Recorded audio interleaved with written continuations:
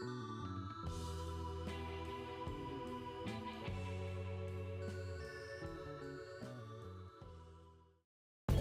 Gators, welcome to Swamp Spotlight, your school podcast here to shine a light on all that goes on at the Swamp. I'm Vicky, Lora. And I'm Bryan, Blanco. And we're here today joined by our officers of the Swamp Shifters Club. My name is Rangel Valiente, I'm the president. I'm Ashley Hernandez, I'm the vice president. I'm Garcia and I'm the secretary. Well, we're so happy to have you guys. What is Swamp Shifters and what is your mission as a club?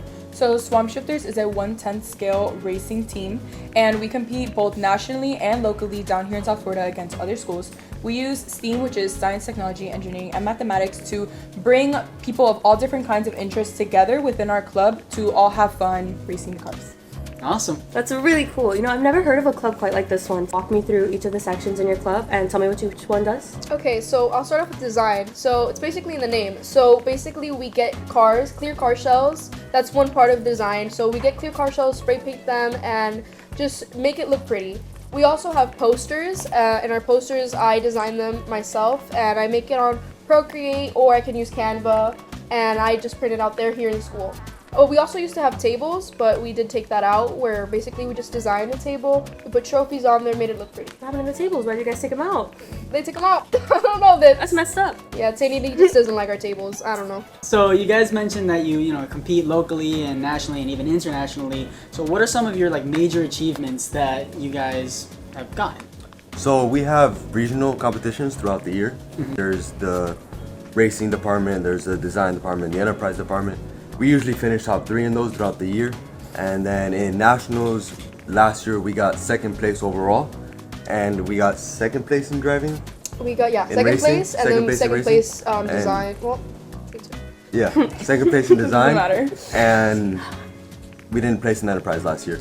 And then the year before that, you remember what we got? We got 1st place design, 1st place racing. No, 2nd place racing, and 3rd. No, I don't think we placed enterprise either. No, we did. We did place 3rd place. Third place enterprise. Do any of you guys drive or? Yes, I'm the main driver. You're the main driver? Oh, okay. Put that. So I kind of want to be put in your guys' shoes for a minute. So you guys have these super big competitions. I would kind of assume that that's a lot of pressure. So what is the preparing for these competitions, but mentally, how do you prepare yourself for that? So usually in a month in advance, we start preparing. We start getting ready with the cars, the batteries, the tires, all that. Mentally, you just have to get yourself in. Just be in there. Yeah. When you're racing or you're doing the enterprise where you're talking to the judges, or design. Well, design really does the work before. Yeah. And then they just kind of put it there to show. Make it look pretty right there. Yeah. What's the kind of the difference between competing nationally and internationally? Is there a different intensity to it? Do you guys have to put different work in, or is it just harder to branch out a little bit? Well, international and nationals are pretty much the same thing. We've only competed international once, and the only main difference was probably that we had 4 Chinese teams, and I think the biggest problem there was the language barrier. Though there was, I think, one guy from those teams that did speak English, but other than that, that was, I think, the hardest part, because there is a section in driving where you do have to work together with another team. Yeah, especially in nationals. So that probably was a big issue there, but, we had to work through it. And also seeing the new strategies that they have. Did you guys ever implement those new strategies, maybe looking forward now? So the shell that we use for racing, actually, we took inspiration off of their car and also Hialeah Gardens this year. Wow. Yeah. Hialeah Gardens. Yeah. Oh. I don't think we can. There, take it back. You wouldn't even see the table. This is a workshop. So I'm gonna ask the question that everyone's wondering: what inspired you to join Swamp Shifters? What was the main idea there? Okay, well, for me, I had a lot of friends in this club, and then I didn't know that this also had many different sections, like design, and I'm someone that really loves art. So I saw that I could turn this place with my friends and also enjoy it as a hobby for me, and turn my love for art and put into these cars. So That's awesome. So actually, I came here during Walk the Swamp when it was over there in 8th building, and I saw the cars and I was like, oh my god, I gotta do this. I gotta drive these cars. It looks so fun. And yeah, that just next 4 years is doing this. History was made. Yeah. Well, basically, one day I was really bored and I was hanging out with Rangel, and he took me to the Swamp Shifters room, and Ashley was there, and the sponsor at the time told me that I should join the club. I like Ashley, I didn't know that it was more than just driving. I thought that all they did was play with little toy cars. But that's how I became a part of Enterprise, by talking to our old seniors that we miss very, very much. And it's really fun. I Super mean, cool. all of you guys got acclimated with each other and finally got into this club. Yeah. But where did, maybe for Rangel, your passion for, driving cars and building them, and maybe where did your passion for drawing come from? Well, I mean, I've always been into art since a very young age. I prefer painting and stuff, but being able to actually convert that into something more physical was really fun for me. But I've always liked art since I was very little. So I can't really place a point in my life where I I started. Just your whole life. Yeah, just my whole life. So That's yeah. super cool. And me, since I was a kid, I was always the kid looking out the window of the car, seeing the cars fly by, Yeah. And you see a cool car, you tell your mom to speed up to see it. So yeah, it's just always something that I've been into, driving the cars, Yeah. So Ashley kind of told me a little bit about the designing process, but can you guys tell me about maybe enterprising or even the mechanic side of things?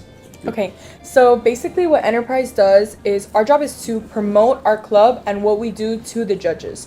So the same way that kind of a car salesman has to talk you into buying the car, we have to promote our club and make it look enticing to the judges. We talk about our sponsors and how it is that they help us in exactly what way, like what we use their funds for. We talk about basically everything we've talked about during this podcast, saying, all the different parts of our club, what our mission statement is, our background. It's basically giving an overview of what our club is to the judges, and then they judge us based off how good we did, how professional we are, and things like that. So there's definitely a business side to things. Yes, there's definitely a business side to it. And so with the drivers, we have 3 different type of races. We have the 5-minute race, which is the fastest lap. It's like a circuit race. And then there's a 10-minute, which is also the same layout, but you have to do the most amount of laps. And then the 30-minute, we have an oval race, which is most amount of laps that you can do. And we have different track surfaces that we have to get used to, different tires that we have to get used to. And obviously, if the car is not working too well, we have to make the best of what we can. Okay. And so with the mechanics, we also have this here to show you guys. Wow. We have different carbon fiber parts that the mechanics change out, the motor, the different gears, all that. And we have the pit mechanic, which do all that in the races. They help in case anything like breaks in the car or anything, and yeah, pretty much. And the garage mechanics that are the ones that build the cars here at school in this I room. see. Yeah, we get them ready for nationals, competition, all that stuff. Gotcha.